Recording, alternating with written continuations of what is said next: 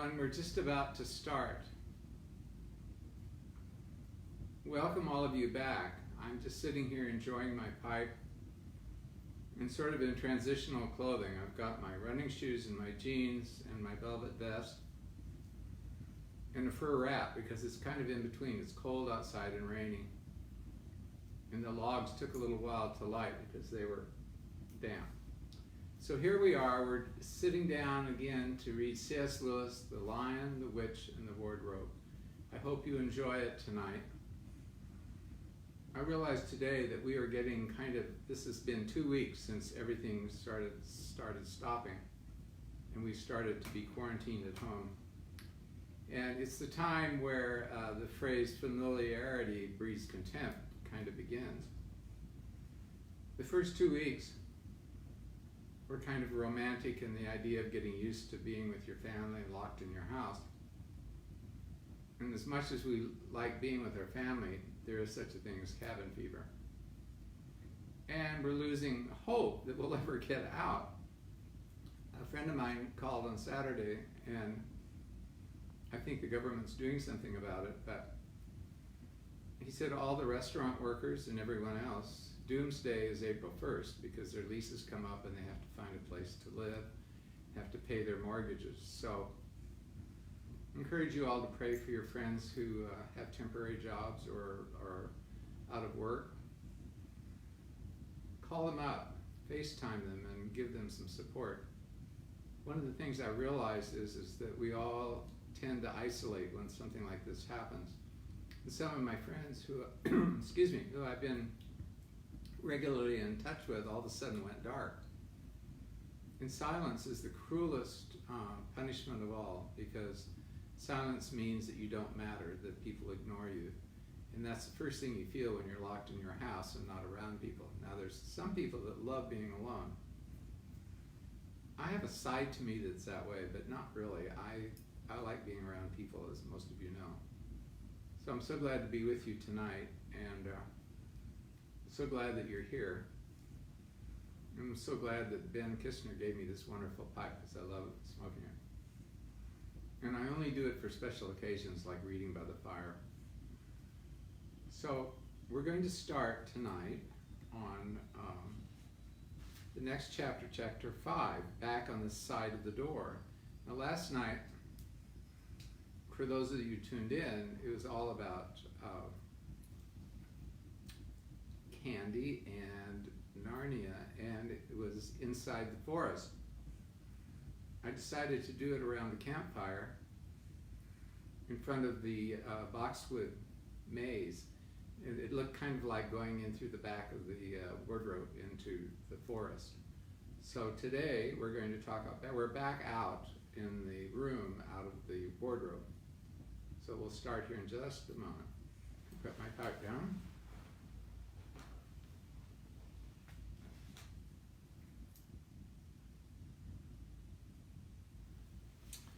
So, back on this side of the door. Because the game of hide and seek was still going on, it took Edmund and Lucy some time to find the others. But when at last they were all together, which happened in the long room where the suit of armor was, do you remember that? It was a long room, it was next to the green room with the harp, and there was a suit of armor in it. Lucy, when they got into where they were all gathered together in the long room, Lucy burst out, "Peter, Susan, it's all true. Edmund has seen it too. There is a country you can get to through the wardrobe. Edmund and I both got in. We met one another in there." Sorry, sticky pages. "We met one another in there in the wood. Go on, Edmund, tell them all about it." "What's this all about, Ed?" said Peter. And now we come to the nastiest things in this story. Up to that moment, Edmund had been feeling sick and sulky and annoyed with Lucy for being right. But he hadn't made up his mind what to do. When Peter suddenly asked him the question, he decided all at once to do the meanest and most spiteful thing he could think of. he decided to let Lucy down. Hold on one second.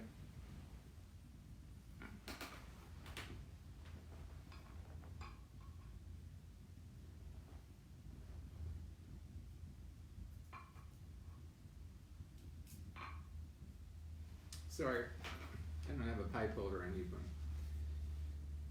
He decided to let Lucy down. "Tell us, Ed," said Susan. And Edmund gave a superior look, as if he were far older than Lucy. There was really only a year's difference, and then a little snigger, and said, "Oh yes, Lucy and I have been playing, pretending that all her story about a country in the wardrobe is true. Just for fun, of course. There's nothing there, really. Have you ever had that happen to you, when somebody doesn't believe what you're saying and then they make fun of it? I have, when I was young. I bet you have too." Poor Lucy gave Edmund one look and rushed out of the room. Edmund, who is becoming a nastier person every minute, I remember he had Turkish delight, and that made him kind of sulky, thought that he had scored a great success and went on once to say, "There she goes again. What's the matter with her? That's the worst thing of young kids. They always—" "Look here, Peter," said Peter, turning on him savagely. "Shut up. You've been perfectly beastly to Lou ever since she started this nonsense about the wardrobe. And now you go playing games with her about it and setting her off again. I believe you did it simply out of spite." Peter was right. "But it's all nonsense," said Edmund, very taken aback.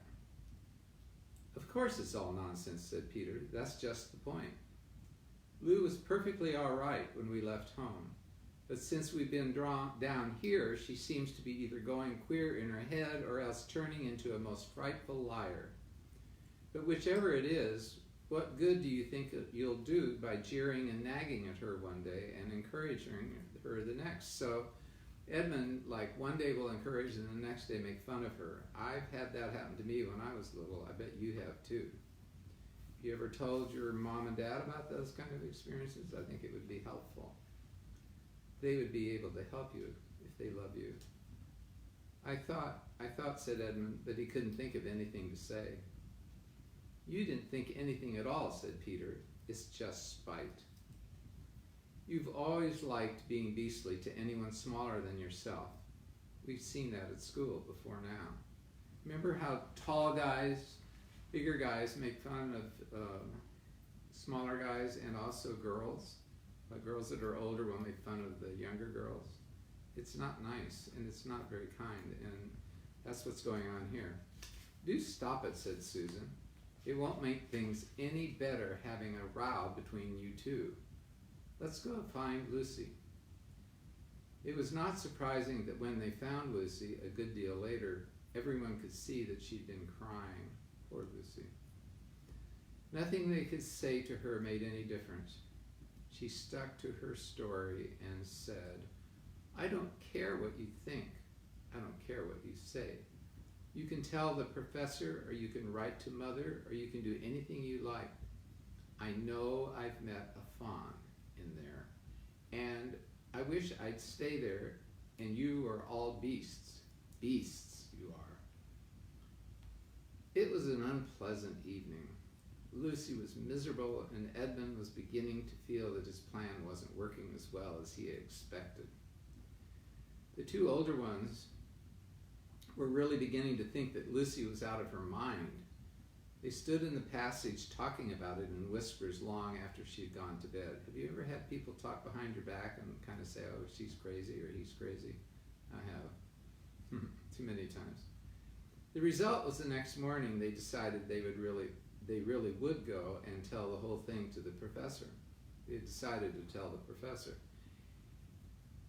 "He'll write to Father if he thinks there's really something wrong with Lou," said Peter.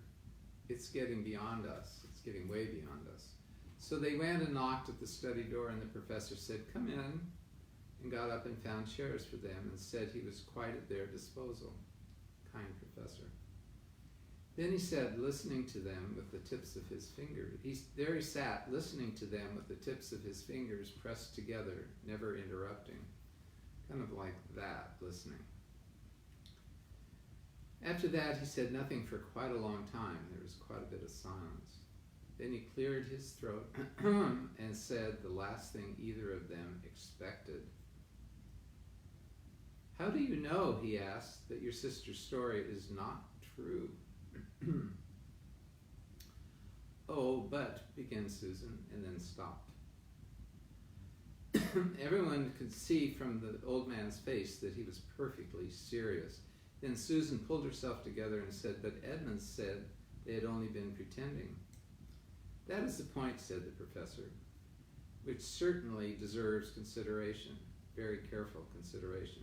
For instance, if you will excuse me for asking the question, does your experience lead you to regard your brother or your sister as the more reliable? I mean, which is the more truthful? That's just the funny thing about it, sir, said Peter. Up till now, I've always said Lucy, every time. And what do you think, my dear, said the professor, turning to Susan. Well, said Susan, in general, I'd say the same as Peter, but this couldn't be true, all this about the wood and the fawn. That is more than I know, said Professor, and a charge of lying against someone for whom you've always found truthful is a very serious thing. A very serious thing indeed. We were afraid it mightn't even be lying. And Susan, we thought there might be something wrong with Lucy. So they've gone further than just that she's lying and thinking there's something wrong with her, mentally wrong. Madness, you mean? Like mental illness? Said the professor quite coolly. Oh, you can make up your minds easy about that.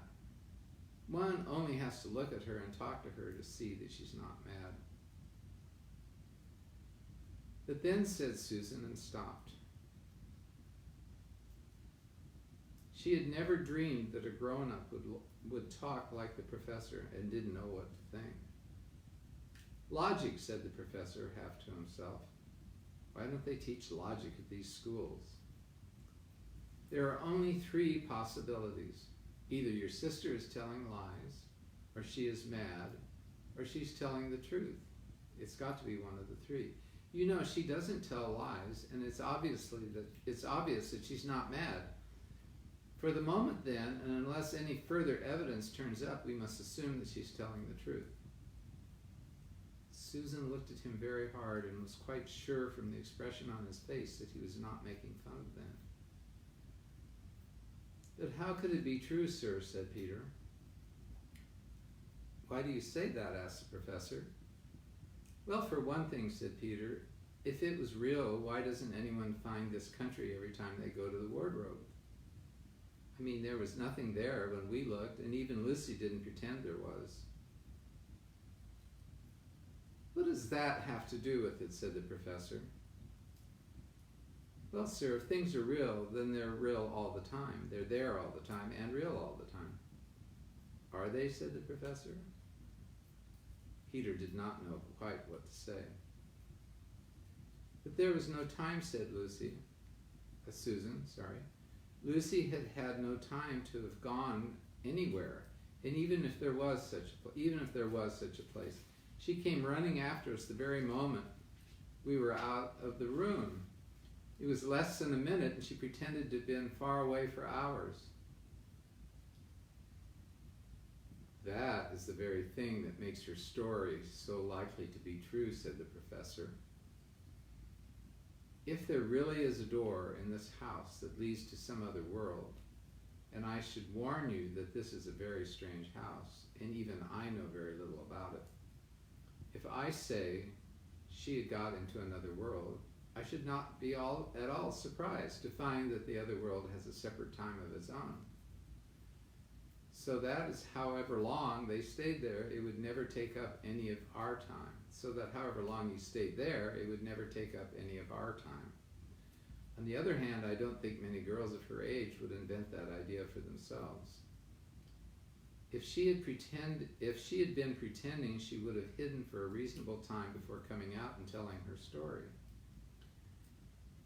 "But do you really mean, sir," said Peter, "that there could be other worlds all over the place, just around the corner like that?"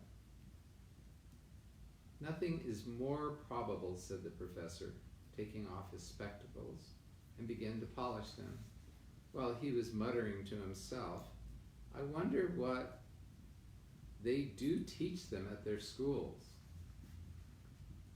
"But what are we to do?" said Susan. She felt that the conversation was beginning to get off point. "My dear young lady," said Professor, suddenly looking up with a very sharp expression at both of them, "there is one plan which no one has yet suggested, and which is well worth trying."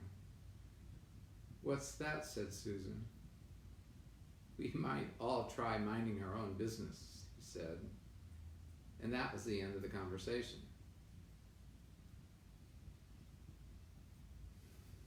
Well, what do you think, boys and girls? I think he was right, actually. "We might all try minding our business," said he, and that was the end of the conversation. After this, things were a good deal better for Lucy.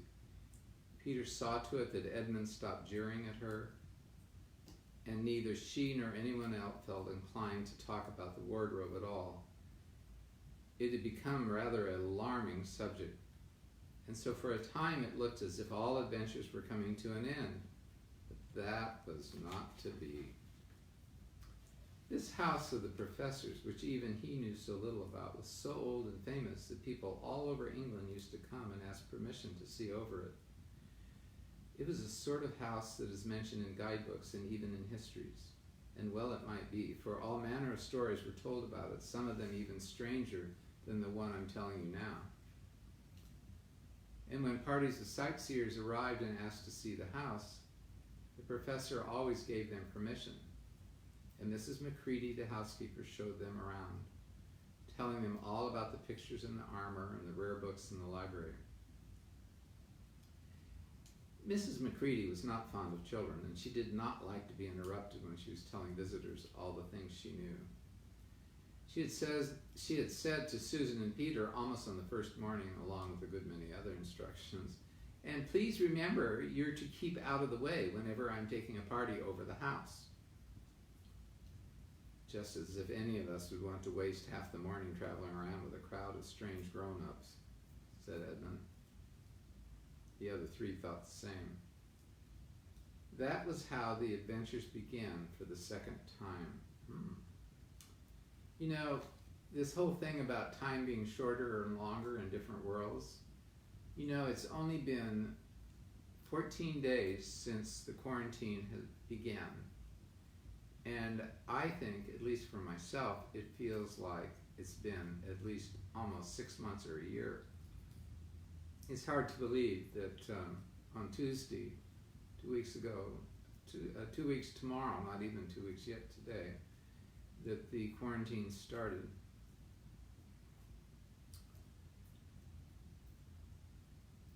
A few mornings later, Peter and Edmund were looking at the suit of armor and wondering if they could take it to bits, when the two girls rushed into the room and said, "Look out, here comes Mrs. Macready, a whole gang with her." "Sharp's the word," said Peter, and all four made off through the door at the far end of the room. But then when they had got into the green room and beyond it into the library, then suddenly they heard voices ahead of them and realized that Mrs. Macready must be bringing her party of sightseers up the back stairs instead of up the front stairs, as they had expected. And after that, whether it was that they lost their heads or that Mrs. Macready was trying to catch them, or some magic in the house had come to life and was chasing them into Narnia, they seemed to find themselves being followed everywhere until at last Susan said, "Oh, bother these trippers. Here, let's go into the wardrobe room until they passed." "No one will follow us in there," said Susan. But the moment they were inside, they heard voices in the passage, and then someone fumbling at the door. And then they saw the handle turning. "Quick," said Peter, "there's nowhere else," and flung open the wardrobe. All four of them bundled inside it and sat there panting in the dark. Peter held the door closed but did not shut it. For of course he remembered, as every sensible person does, you should never, never shut yourself up in a wardrobe. Thus endeth the story, thanks be to God. Tomorrow we will talk about being into the forest. So I'm glad that you all enjoyed this, and I'm going to ask a question that I asked today when I was curating objects. I want to show you something, and I want to ask if you would be interested in it. I would like to talk about touch, taste, sense, and smell in terms of quarantine and human relationships, and do it through my own sense of history. My parents, my mother was born in 1900. I was adopted when they were 47, and so was my father in 1901. I was born in 1942, and I have almost a memory of a century. Tonight I was talking to a barber that can't cut my beard and trim my beard, and we were, because of the quarantine, and we were talking and was trying to encourage him. And I was talking about paintings telling stories and art objects telling stories. And he said, for instance, I've been told to look at American Gothic. I have no idea what that means. It doesn't say anything to me. And he's in his 20s, and I realized that earlier than millennials have no historical memory. As I said earlier, my good friend Steve Turner, the English poet, said his most famous saying, and it's worth repeating every day: history repeats itself. Has to, because no one listens. So at some point when we end up finishing this book, or maybe another book, I would like to give a talk on the connection of history and memory and touch and sense and creation. Because like most of the messages we're getting in the media today about the virus, it's like we're stuck. It's like creation is an empty stage, and we are just coping as a survival of the fittest, and that's it. Whereas creation was never just a stage. Creation was a personal act of God, and placed us within that we can relate to it. So I'd like to talk about that some more and help people restore the sense of sacred space in creation. The same way that a piece of artwork is not an object of just devotion, or not an object of value or preciousness or prestige or status, or just something beautiful like an ornament or like an earring.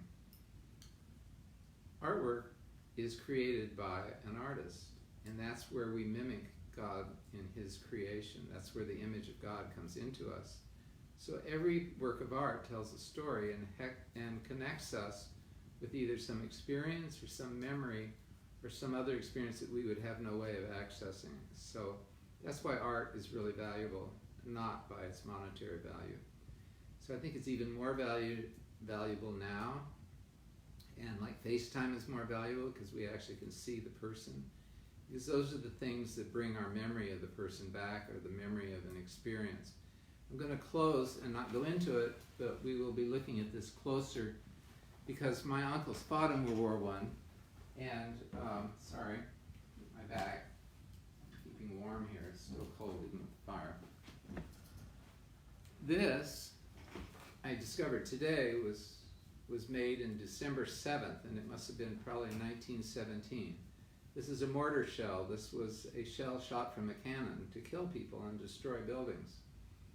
After World War I, soldiers, their pensions weren't very high, especially in France. And so they would take these and make beautiful objects.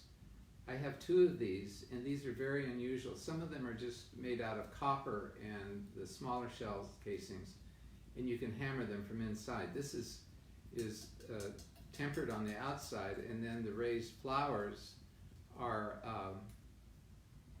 done from the inside. And this is brass, it's much harder. I found two of these when we were in France visiting Abigail, and it says Jesu Christu. And there's another one which I'll show when I give a talk on history. And they match each other and face each other. And I realized when I looked at them, they were from a village church in France. So here's making beauty out of something that's destructive. So it's so good to be with you. I look forward to tomorrow night, and also tomorrow afternoon we'll be looking at some other artifacts or artworks.